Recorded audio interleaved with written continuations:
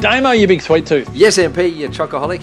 So Naughty But Nice were a hit at the Wellness Summit and I want more. Well, how does 20 recipes in their free ebook Heavenly Healthy Desserts sound, MP? Jeepers, Damo, I'm loving that. Or you can hop on down to their brand new cafe, Selection Cafe in South Melbourne, and receive 10% off your favourite healthy desserts. Woohoo! To do so, go to sonaughtybutnice.com/couch and fill in your details to receive your free ebook and discount voucher. That's www.sonaughtybutnice.com/couch. So Naughty But Nice, delicious nutrition. TheWellnessCouch.com, streaming wellness into your lives. This is Up for a Chat with Cindy O'Meara, Karen Smith, and Kim Morrison.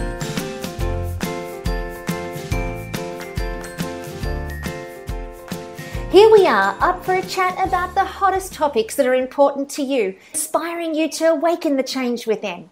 I'm Karen Smith, and I'm the founder of Speakers Fast Track and Mindset Mastery. Hi guys, I'm Kim Morrison, and I am the creative director and founder of 28 organic and chemical-free skincare and essential oils.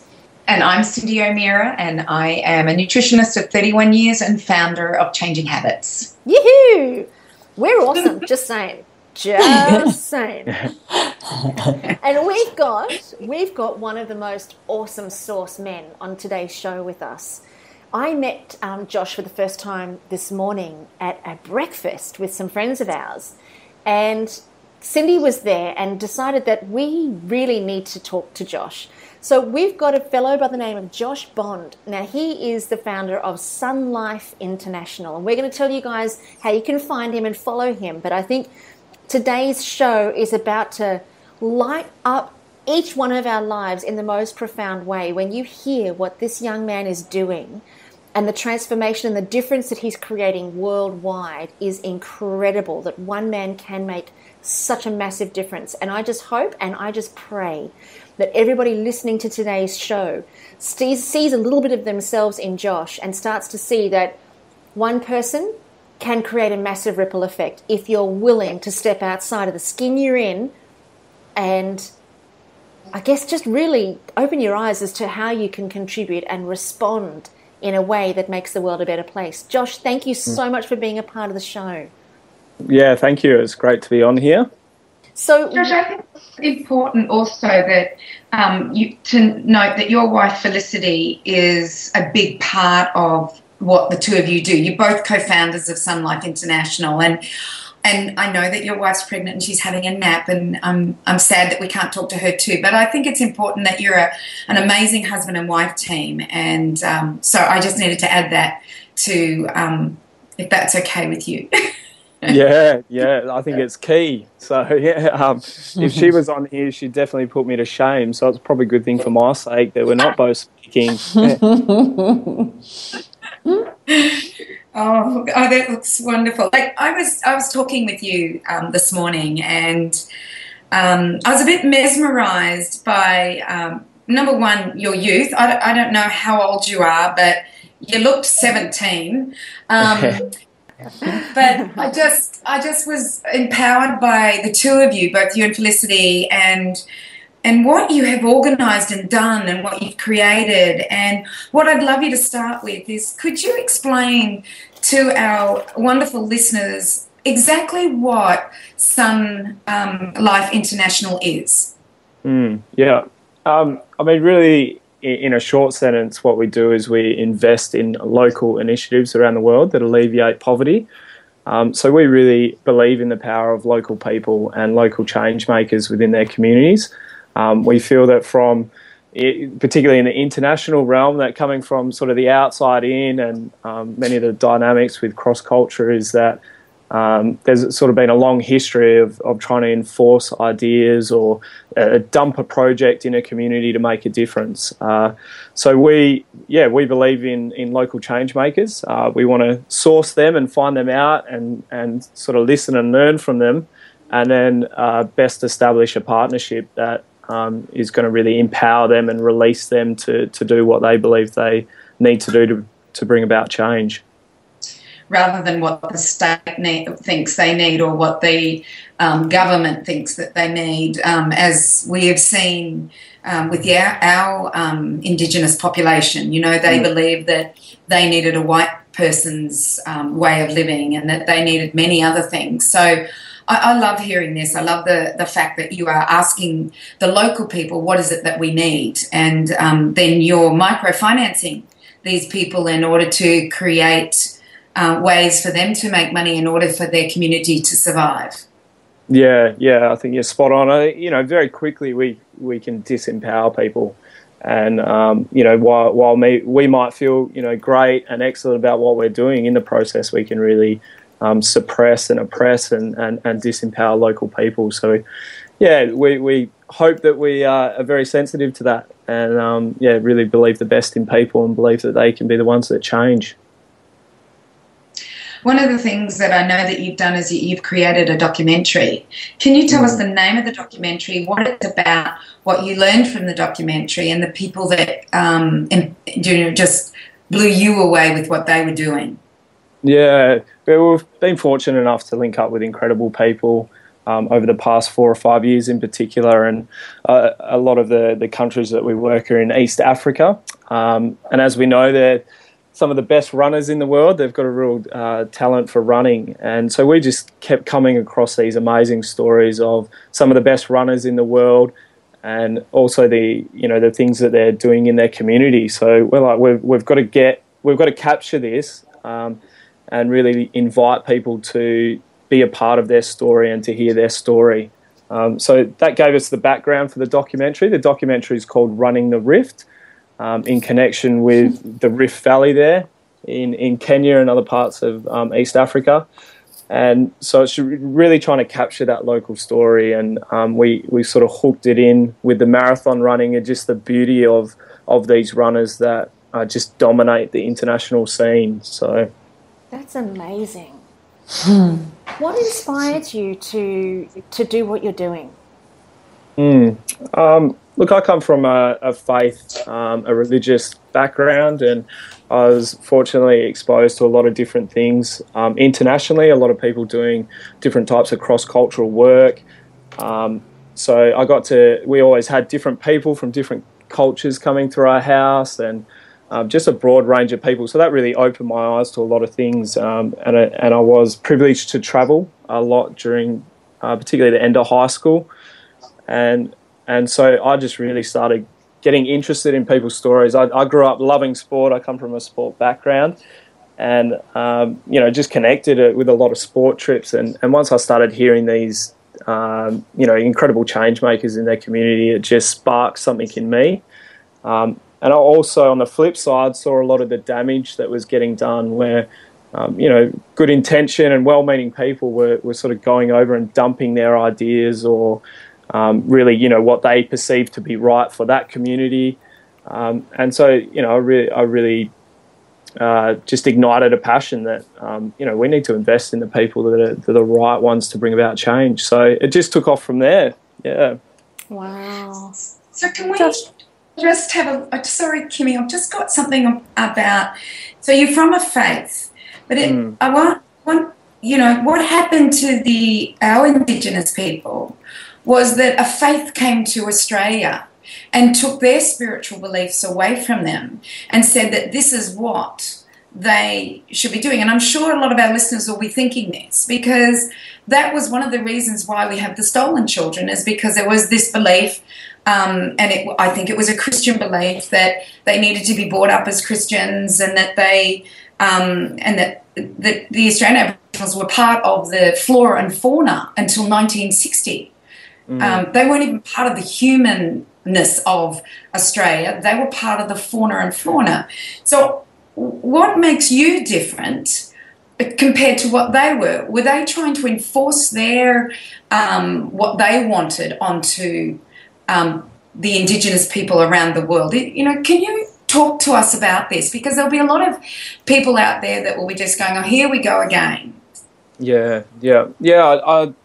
I mean, for me, my personal journey and my personal, I guess, spirituality, as you can call it, is, I think we're called to a place of being humble and vulnerable, and to view people, through a different light, so to speak. So it's not. I think any system, whether it's education, religion, different faiths, where it starts to get dumped down and enforced, that's where we see all the damage occurred, and it's just not believing, I guess, the best in people. So what's attracted me is coming from a place of vulnerability, that I'm here to actually serve other people, not dump or enforce ideas onto them and make them believe in something. So I think choice and freedom is a big aspect for me. And isn't that and isn't that ideally what every human being is entitled to anyway? I think that to have people believe anything or follow anything out of fear is always going to bring destruction at some point, because it's never created, or it's never a following generated out of desire or understanding or connectedness or oneness with what it is that they're interested in or learning. And I think that certainly by the sounds of what you're doing, Josh, you're spreading that light globally. Tell us about some of the projects that you've taken on recently. Yeah, and I'll just agree with you and say absolutely. And it's really sad when you see the damaging effects, or people use a vehicle like religion or other things to enforce ideas. So yeah, I'll just affirm that as well. Look, a lot of what we do is around the microfinance. We work in 4 key areas: health, education, small business, and also providing clean water. So, for instance, there's a community that had an idea to. One of the major problems in their community was a lack of education for their children. In Kenya, it's compulsory to complete pre-primary education before you get access to primary education. So while the government says it's free, a lot of the young kids in rural areas really have trouble because they've never completed pre-primary education. So the community started a school, but it was very much dependent on outside funding, and it's a very poor community. So the average incomes of the families don't have enough income to pay for the school or the education. So we started talking and dreaming with them, and some of the ideas and expertise within the community was around fish farming and a goats program. So there's sort of 2 active programs at the moment that have come from within the community, where they now are nurturing a fish farm, which we loaned the capital to start it up, and now the sale of that fish supports, it not only feeds and also helps the children learn about fish farming and the value of fish, is that the sale of that now provides income for the school. So it's becoming financially sustainable, I guess, by itself, and not reliant on outside funding to keep going. And that's one of your criteria, isn't it? That it must be self-funding. Absolutely, yeah, absolutely.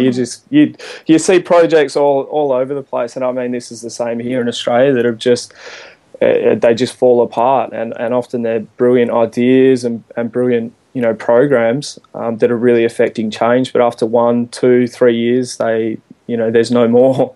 Because that doesn't break the cycle of poverty. Sorry. Anyway. Sorry. It's a little bit like, give a family a fish and feed them for a meal, teach them how to fish and feed them for a lifetime. And it's a little bit like food production as well, is teach people how to produce their own foods and you feed them for a lifetime, as opposed to them being seduced by the grocery stores. So I love what you're doing. It's brilliant. Could you tell us what you're doing in the health side of this?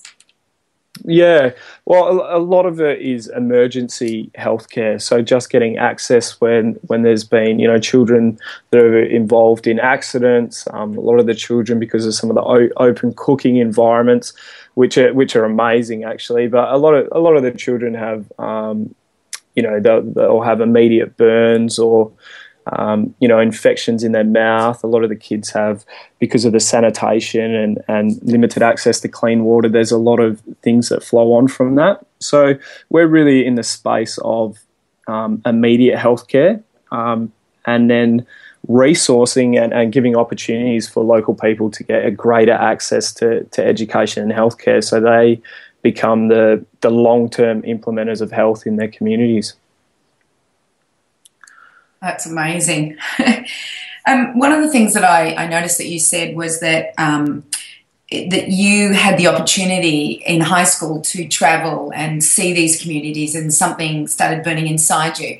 What I love about what you're doing is that you're offering scholarships to Western Australian students for year 11 and 12 in order for them to experience what you experienced. I think that's amazing. How does someone who may be listening to this get involved in the scholarship program if they're in year 11 and 12? We have a lot of young women who listen to us, and a lot of mothers that listen to us that might want their children to get out of the Australian I'm privileged, I want everything, and get them to see what's happening in these communities and how they live. Yeah. Well, we've got a scholarship page on our website which provides the information about how we run that trip, and a little bit different, as you said, to some of the other sort of trips that take place is we actually want to go over and sort of shut up. We tell our students that when you travel with us, you're there to listen and learn. We're not there to do or to try and think that we've got the solutions as young people. We're actually there to listen and just experience these amazing cultures and see what's taking place. So we want to invest in young people that have a heart and a desire to do that, as a career or whatever sphere of, workplace or job that they get into. How can they sort of shape that and mould it to make a difference? So we want to find even those young people locally to invest in as well. Josh, can I'm just, it's been so long since I've been able to talk. And I got to meet your gorgeous hunky self and your delicious wife this morning, and I just want listeners to know he is as gorgeous as he sounds, I'm just saying. But sweetheart, what I wanted to ask you, I know that I can see that you're doing projects in Kenya and Nairobi and Uganda and Thailand. I often wonder with places as amazing as that really do need our help. As a Kiwi living in Australia, I also notice a heck of a lot of need in this country and even New Zealand. Is there a reason why we don't do so much local, or do you do local? Is there projects in place that you're working with our own home country? Yeah, great question. It's on our mind, daily, and some of the travel that I've done within WA and to the middle of Australia is actually appalling. Some of the conditions is actually worse than what I've seen and experienced in some of the largest slums in the world in East Africa. So I think you're 100% right. There are, we do have issues in our backyard, and we've got problems and issues of injustice that we need to start tackling locally. So we're really interested. In terms of formal projects, we don't, but we have long-term partners and relationships that do work in different communities around Australia. So I think I'd mentioned at the breakfast this morning, Rob De Castella and some of the amazing things he's doing with the Indigenous Marathon Project. We want to partner and be in relationship with those type of people that have just a great track record of bringing about change. So, yeah, I think you're right. One thing we've found is when, not everyone can go internationally, and not every young person, even though it's increasing, not everyone can travel internationally and get to, some of the communities and slums and places like that we visit. But what we're finding is the students, once they come back, are turning their attention locally. They realise that they're not all of them are going to go live overseas or be involved in something international. So even through our scholarship and internship program, we're tracking with some of these students as they go through university now, and their hearts are local. They want to get involved with the issues locally as much as internationally. So it's also very challenging, as I think you mentioned before, with some of the government dynamics and some of the systematic programs that we've got in place that I think have done a lot of damage over the past 30, 40 years. Is we don't want to rush in and try and dump down a project in a community here in Australia. We want to take our time. We want to find those change makers, and if that takes 5-10 years time, we want to do our due diligence with that and make sure that it's lasting change. And tell me then, from that perspective, as far as supporting nations, what does that do for you as a human being? I loved at the beginning you talked about service. I love the fact I ultimately believe as human beings, I always try and teach that even with my programs, that we are there to serve, and I never see that as an inferior position. If anything, I find it incredibly humbling. What really feeds your soul? Give us some of the magic moments that you get from this work, because I'm imagining that there's a lot of heartache, there's a lot of let down perhaps, and perhaps not as much as you'd like for people, but give us some of the challenges, but also give us some of your heartwarming, make my heart sing moments. Yeah, I mean, there are those gut-wrenching stories. I was in Kenya last week, and in an area called Ndaya, out in the Rift, on the edge of the Rift Valley, and we were walking with some of the leaders in the community that are working on some of these education and small business programs, and we'd come across homes and sort of the little village huts there where there's children as young as 2 and 3 that have just been abandoned.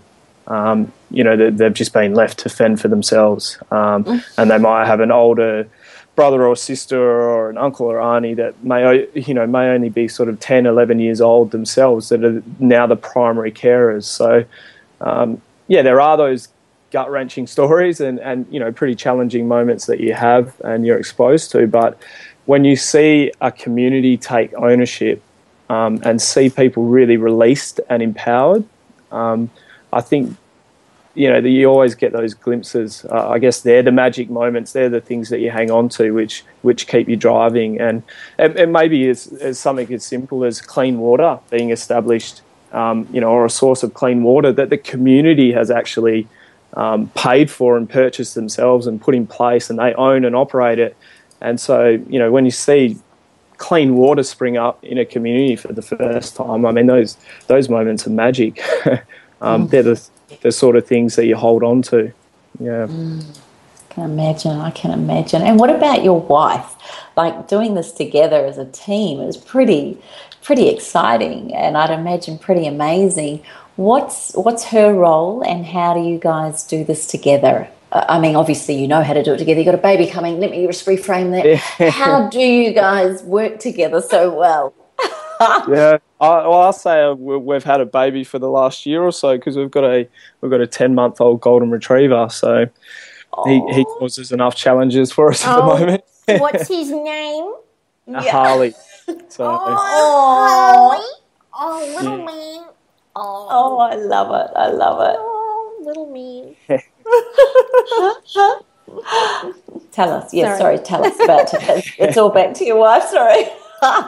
But no, Flick's great. I'm really lucky to have such a beautiful wife, and she really adds elements that I can't bring to the organisation, and so it really is together. To just have that time to be able to bounce things off each other. And Felicity works in PR and communications, so that's really an essential aspect of connecting people in with our work. So.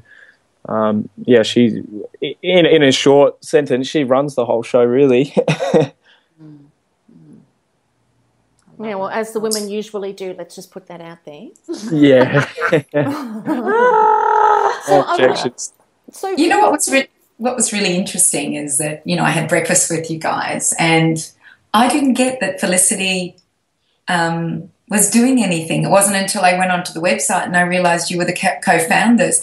She was very humble in not, she didn't say anything. So, I find humility quite amazing, especially when we just talk about ourselves all the time, don't we, girls? That's enough about me. Let's talk about you. What do you think about me? Yeah. Funny. Yeah, she's very, very gifted in that area. So, Yeah. Look, you mentioned De Castella. I really love you to talk about him. Now, you did Running the Rift, and so you obviously got to De Castella because of his, because of his running, and that was what Running the Rift, your documentary, was all about. So you got to him and interviewed him, and then you found out more about him. Would you like to just talk about that?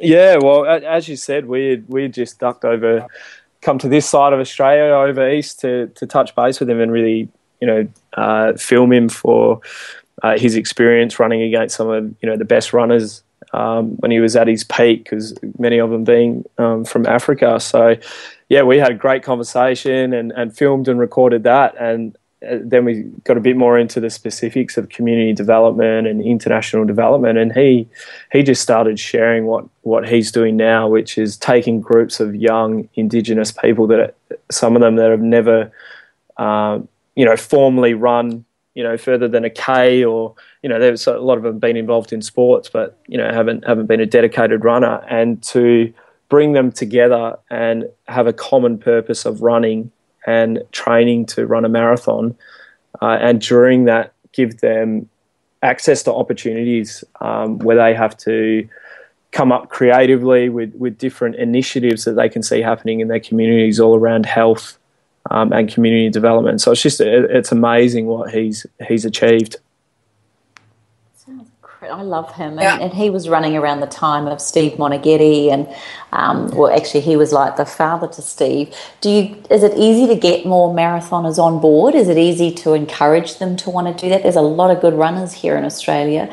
Is it something that De Castella is trying to create around the running network here? Yeah, I think so, and they have such a great community pool, both Monaghetti and De Castella. So they're very charismatic and they draw a lot of people in.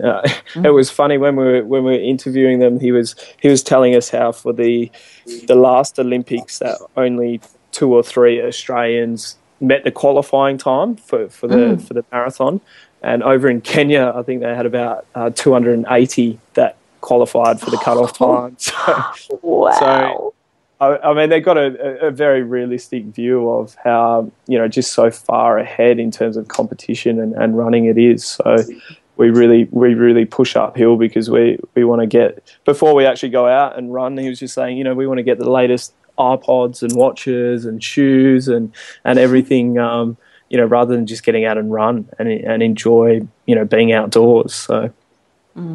So true. It's a beautiful network, and there's something about runners. Everyone thinks they're mad, but they're actually quite nice people. Yeah. Oh, and they're crack up. But yeah, both those two are hilarious. Oh, they've got such a good relationship. Yeah. Josh, I don't know if you realise, but Kim is a 24-hour runner. In her youth, she ran 24 hours, and I can never remember whether she got, and I think she became, was it World Kim or Australian champion, and then went to the Worlds? I was privileged to run for Australia. I set a world record, and I also set 8 Australian indoor records. So yeah, I feel very privileged, and that's why I'm very proud of what you're saying about the runners and their contribution back. It's pretty special. Yeah. Oh, that's amazing what you've achieved. Yeah, incredible. Yeah. Yeah, we think she's mad. Actually.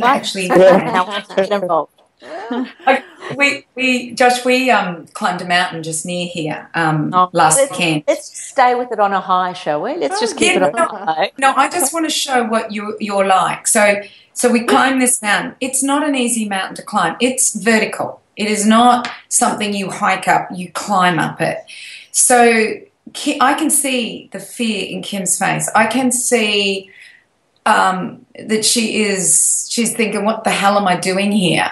But you know what, if I had had that fear that I think I saw in her face, I would have run the other way. Okay, it's just gone down. But Kim, as determined as she was, she made it all the way to the top and all the way to the bottom, knowing that if she made it to the top, she would have to come down. Have to go back down.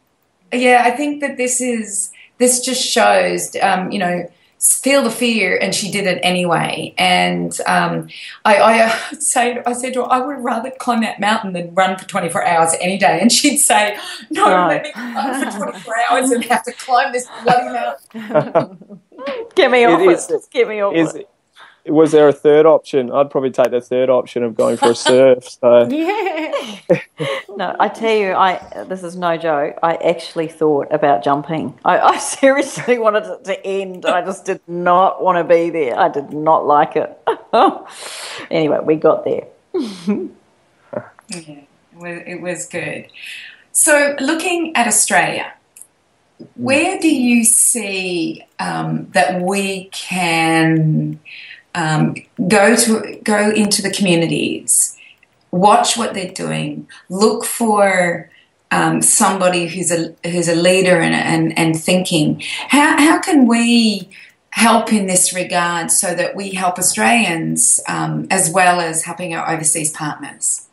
Yeah, it's a great question. I'd probably come back to one of our core values, which is relationship first. And so it's really going in and forming relationships, and those relationships, as you know, and sort of a lot of the area of expertise for you three is, that creates trust. And once you have relationships and trust, then you can begin to looking at actually building and investing in those that are creating change. And we often don't hear because we're not willing to listen. We're not willing to. We go with sort of the radar to say, oh, okay, what are the problems, or sort of highlight things that are the negatives, rather than just taking a step back and chatting with people and spending time with people. And often that's the hardest part because it's messy and it takes time and you can't measure it. But I think relationships and trust, needs to form first.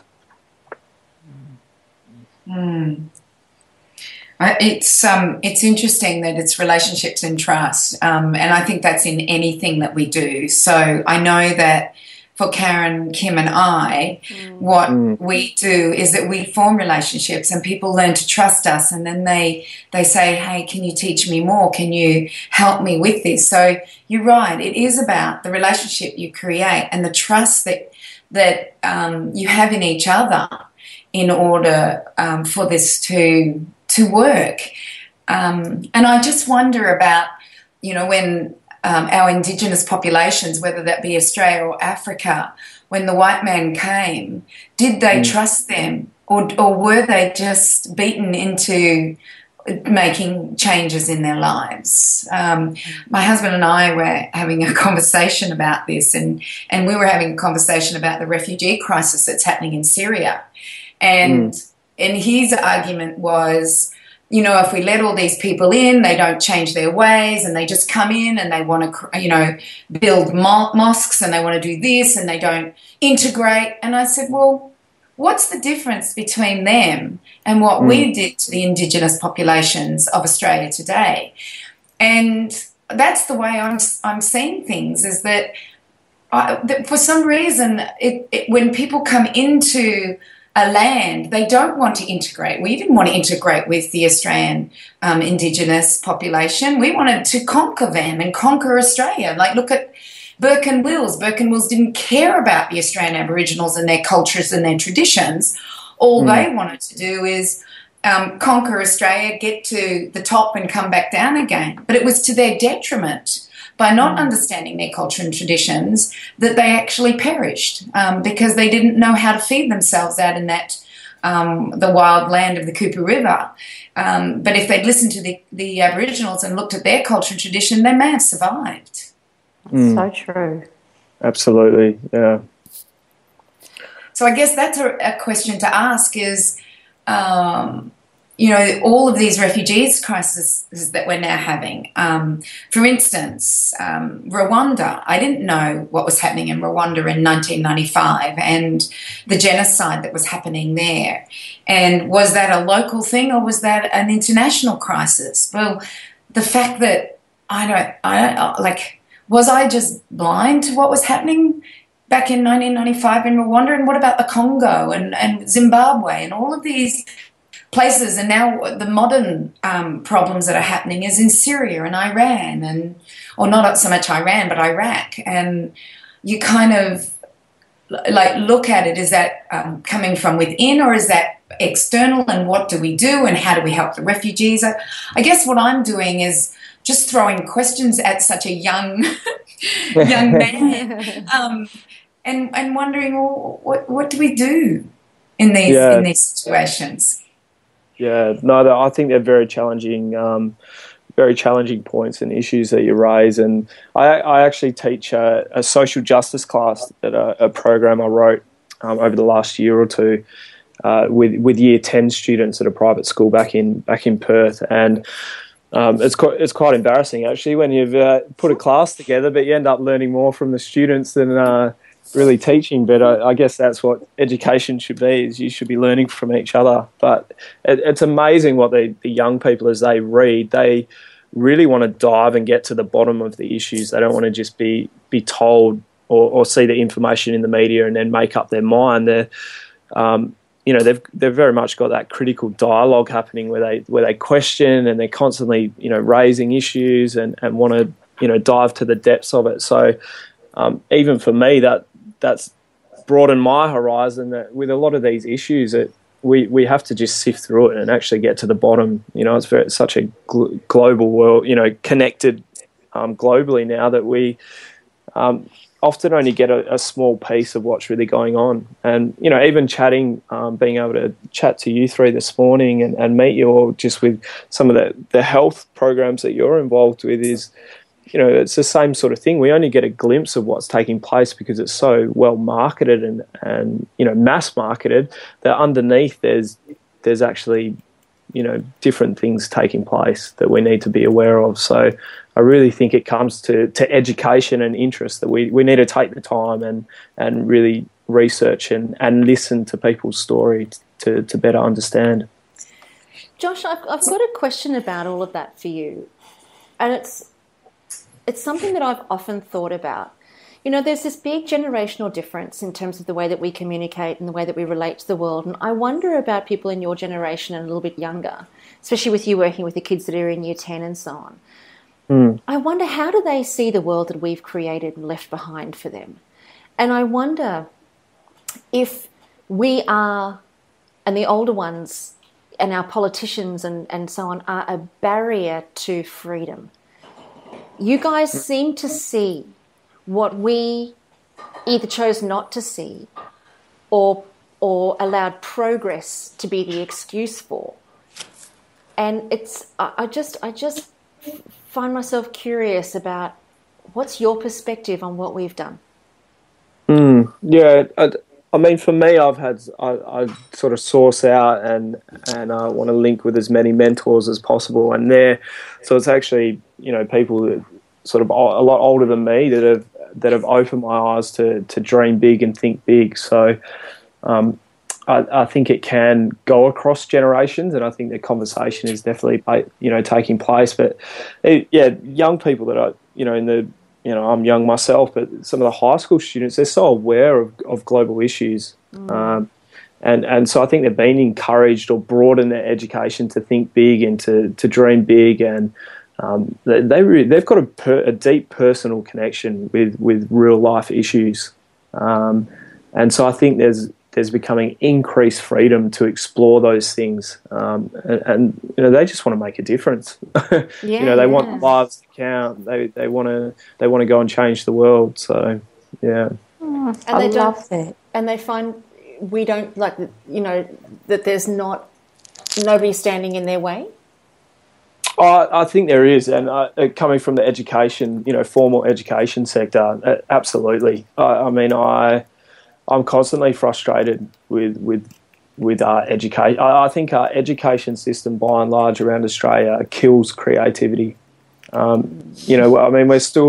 sitting in a classroom, the majority of schools, how we did, 70 plus years ago.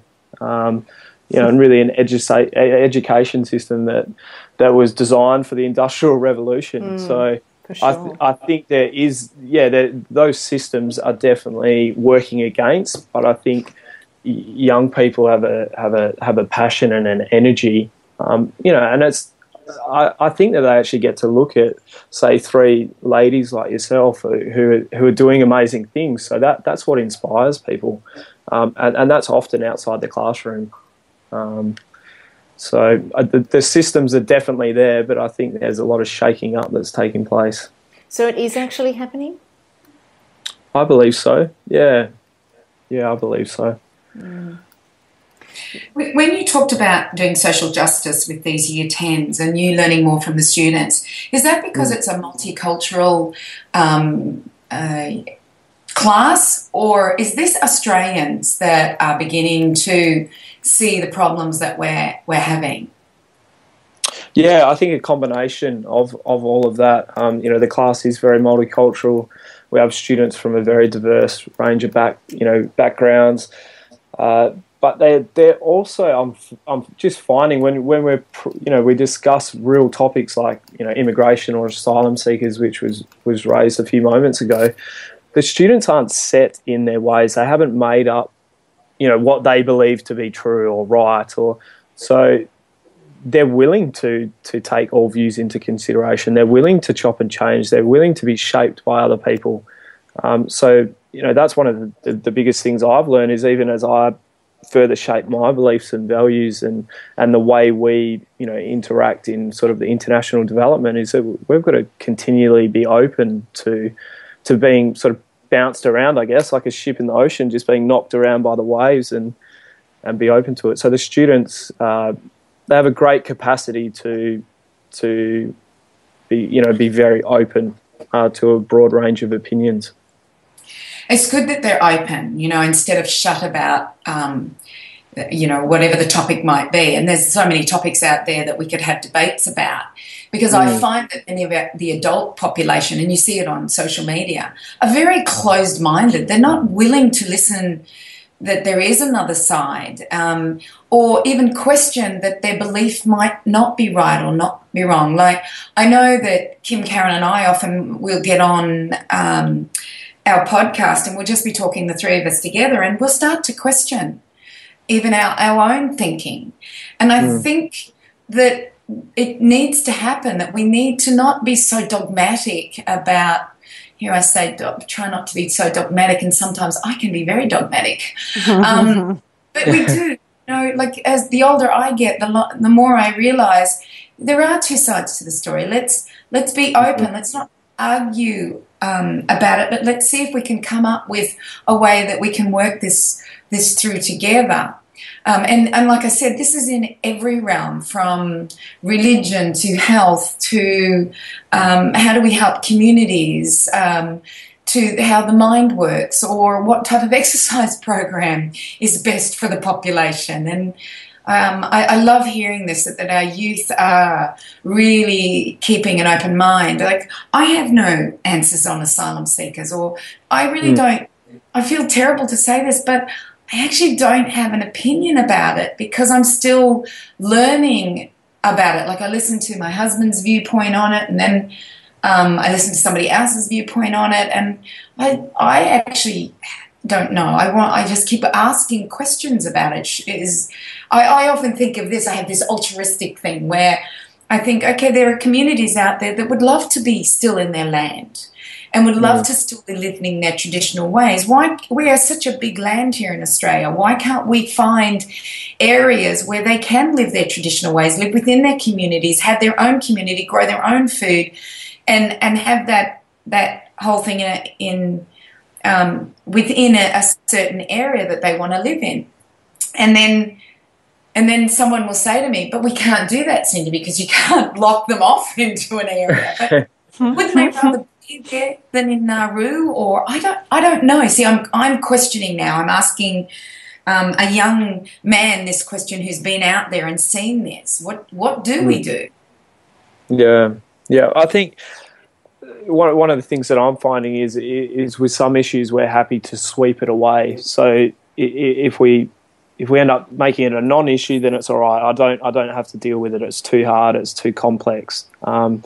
Whereas the students and I think some of the generations now are wanting to get into that mess, wanting to get into the complex problems and find out and get, statistics and, before we actually make a judgment call or, let's find out, let's research, let's ask questions and speak to people that have gone through, varying situations. But yeah, the complexity is sometimes very overwhelming. Yeah, definitely. One of the things that I would love to talk about is I was looking at your ways to donate or ways to help, and I saw Pledge Your Wedding. Yeah. And I actually think that is a brilliant idea, because most couples who seem to be getting married these days already have either lived by themselves and have everything. Once upon a time, weddings were all about you came from your parents' home because you married early. You had nothing. And so the wedding presents were all about, well, I'll give you a kettle and I'll get the slow cooker and you'll get the Thermomix, that's what we all hope. But that was what wedding gifts were all about. These days, you don't even know what to give people for their wedding because they've been living with each other for 5 years. They've got everything. And those traditional weddings are not there. So to see Pledge Your Wedding, where people can pledge money to help Sun Life International, your charity, I actually think it's a brilliant idea. Yeah, we have to give credit to my wife for that one. So, we've been married just coming up. Well, next week it'll be 3 years. So when it came to our wedding, it was exactly that. We'd been together for a while, and we're like, we actually don't need, we don't need all this stuff, or we have what we need. So how can we sort of link it? So it's from that Felicity really wanted to put it out there, and some couples have really picked up on it and said, we'd love to. We were thinking about our gift registry, or but we have most of the stuff we need. So yeah, it's just a really, it actually invites people into the story as well, which we think is really important and powerful. Well, I have some more suggestions for you. You ready? I'm ready. Pledge birthday, pledge Christmas, pledge Easter, pledge Father's Day, pledge your Mother's Day. Pledge your mother.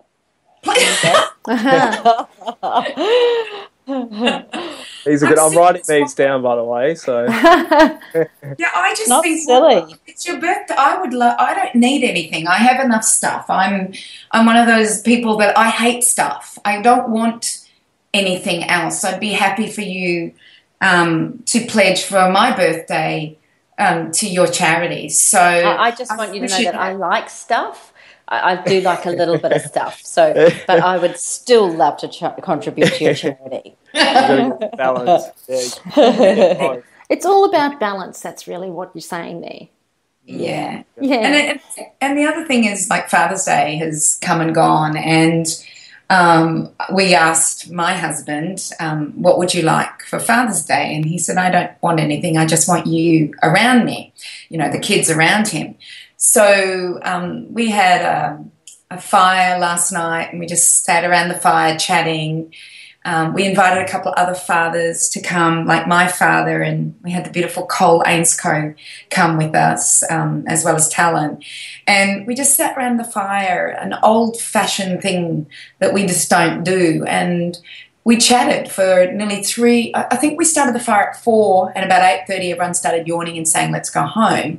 But I just think that in this day and age in Western society, and not all Australians, because as you talked about, you've seen in places in Australia poverty worse than what you've seen in Africa. But I love your idea of Pledge the Wedding, and let's just add on now the birthday, the Father's Day, the Mother's Day, and Christmas and Easter, okay? I think that's a terrific idea. Valentine's Day too. Throw it in there. Oh, yeah, Valentine's Day. Nice, Karen. Yeah, nice. yeah, I think so. It reminds me a little bit of when one Christmas my stepmother brought me chickens. Now, they weren't my chickens, but they went to a beautiful charity. Well, it was to buy chickens for a village in Africa. And I don't know, there was this really beautiful feeling that I got that was, I don't know, I think it's a really beautiful idea. I think you're onto something here, guys. Yeah, it's fantastic. Well, I think about my birthday. I'm just thinking about this now. For my birthday, I actually tell my family to either buy dog food, take it to the local RSPCA, or donate to the RSPCA and give me the receipt. Let that be my birthday present. And then every year on my birthday, I fill my car with food and bones and toys and blankets, and I fill the back of my car, and that's my present to me for the animals. Aww. Says the vegan. Says the vegan. That's right. That's right. Yeah, that's absolutely. Does crack me up. It does, doesn't it?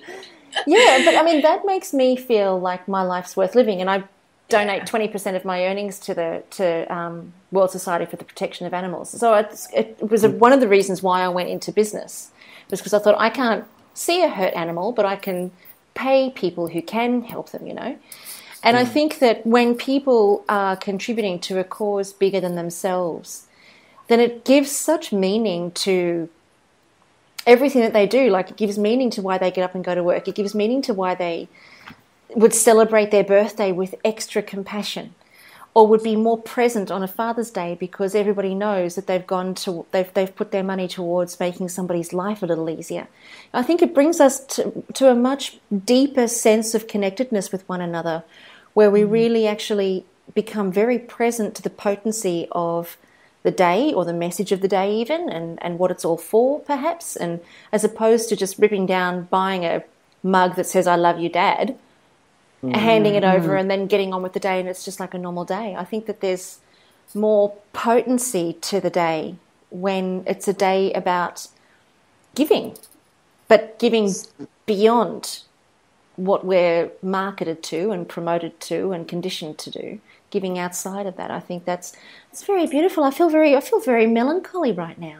Hey, Josh, could you tell us how do people find you, and if they are really interested in maybe becoming a partner or donating their birthday gift or their wedding gift, or can you just talk about your website, if you're on Facebook, what your social media is? Could you explain that?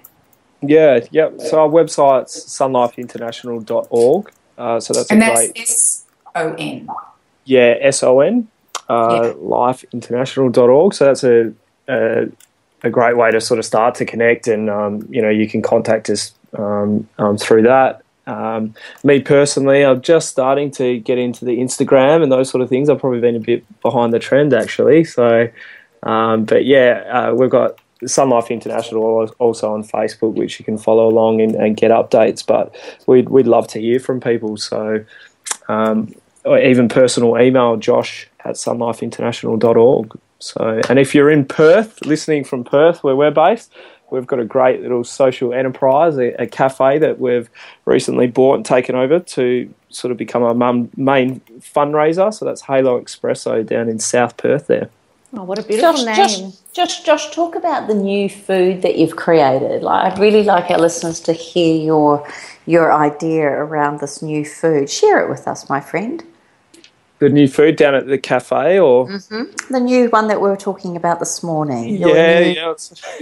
So we were recently at a conference in Melbourne and came across cruffins, which is a mix between croissants and muffins, and then they've got it's an amazing chef, actually, from pastry chef out of France, that's come over and done a lot of work with some cafes there. And then there's the cronuts as well. So it's croissants in the shape of a donut.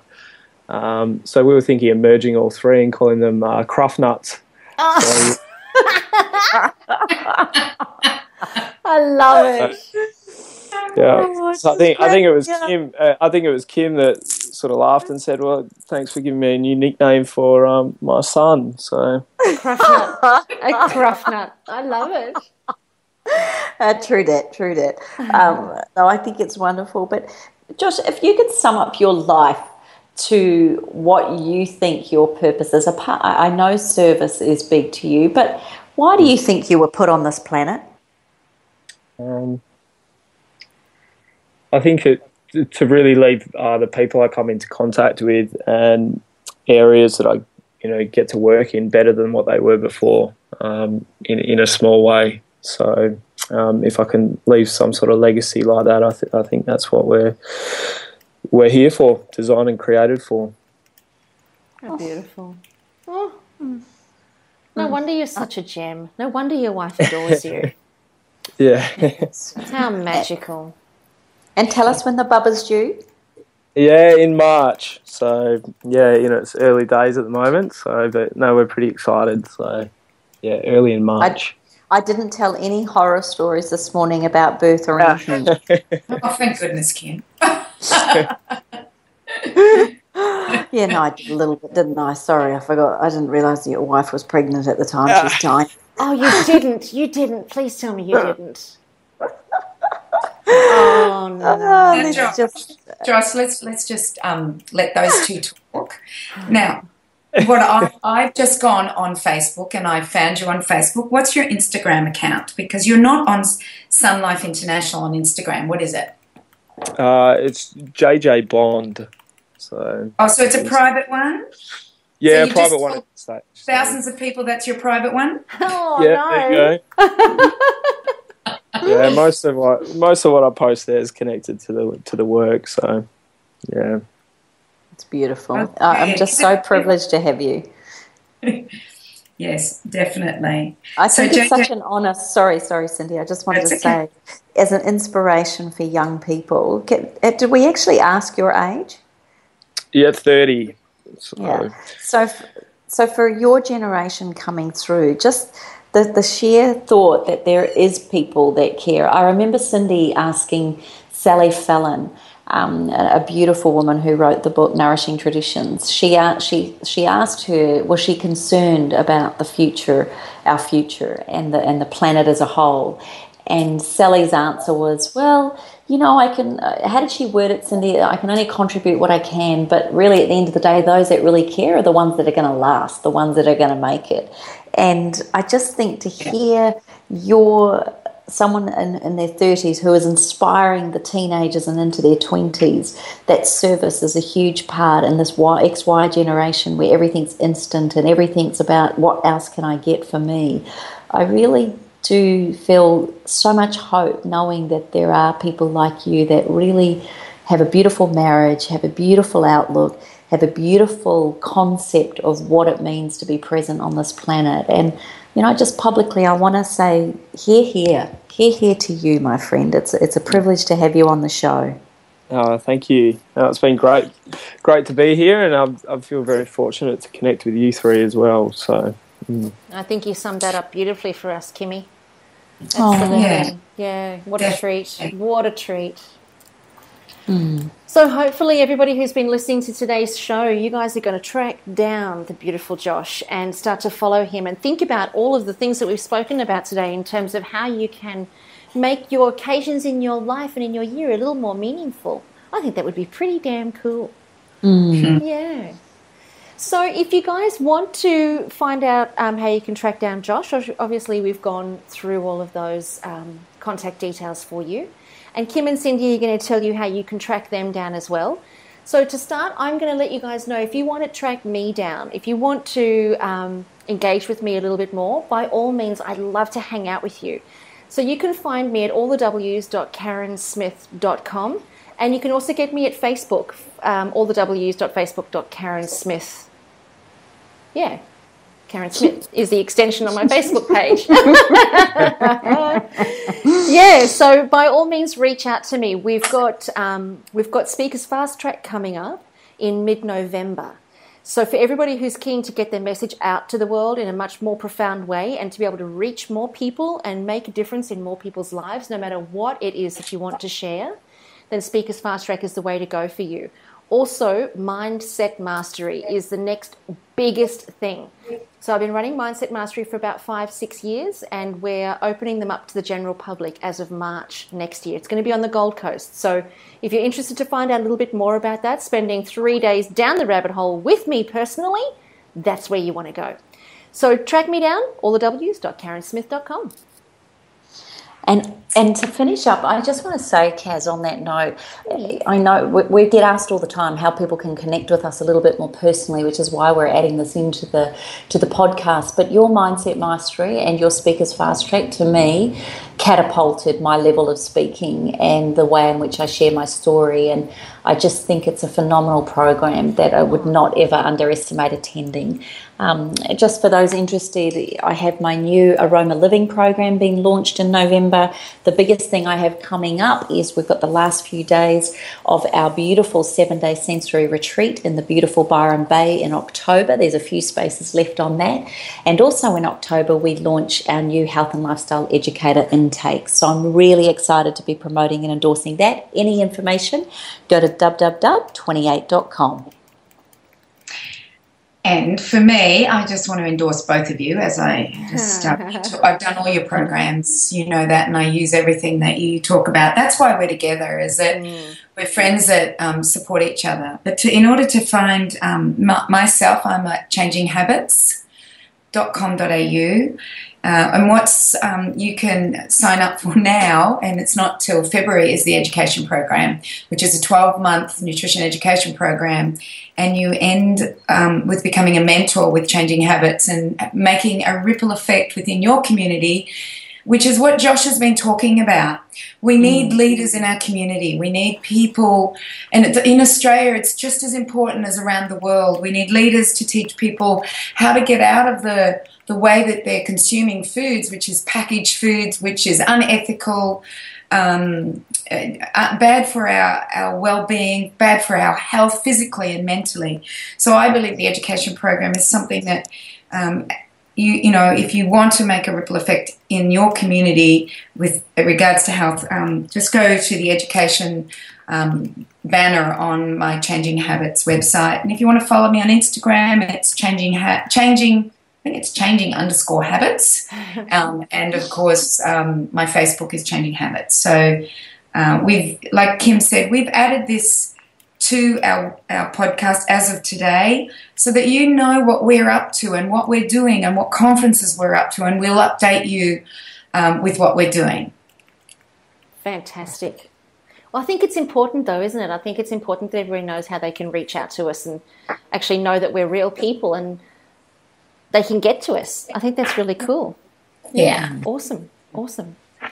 Okay, fantastic. Well, this is awesome stuff. So thank you so much for joining us on the show, Josh. You've been amazing. And for everybody listening to the show, if you want to go to our Facebook page at allthews.facebook.com/up-for-a-chat, you can pop all of your questions and your comments there for us, and we love to hear from you. So thank you, everybody, for tuning in today. We've loved sharing the show with you. It's been an absolute hoot and a treat. Join us here next week on Up for a Chat and become part of the ripple effect that's changing the world. We're going to hang out with you on the ride. Bye for now, everybody. This has been a production of TheWellnessCouch.com. Check us out on Facebook and join in the conversation on Facebook.com/TheWellnessCouch. Subscribe to each show on iTunes and check us out on Twitter. The Wellness Couch, streaming wellness into your lives. Whilst the Wellness Couch presenter endeavor to provide accurate and helpful information to their listeners, these podcasts cannot take into account individual circumstances and are not intended to be a substitute for health and medical advice from a qualified health professional. You should always seek the advice of a qualified health professional before acting on any of the information provided by any of the Wellness Couch podcasts.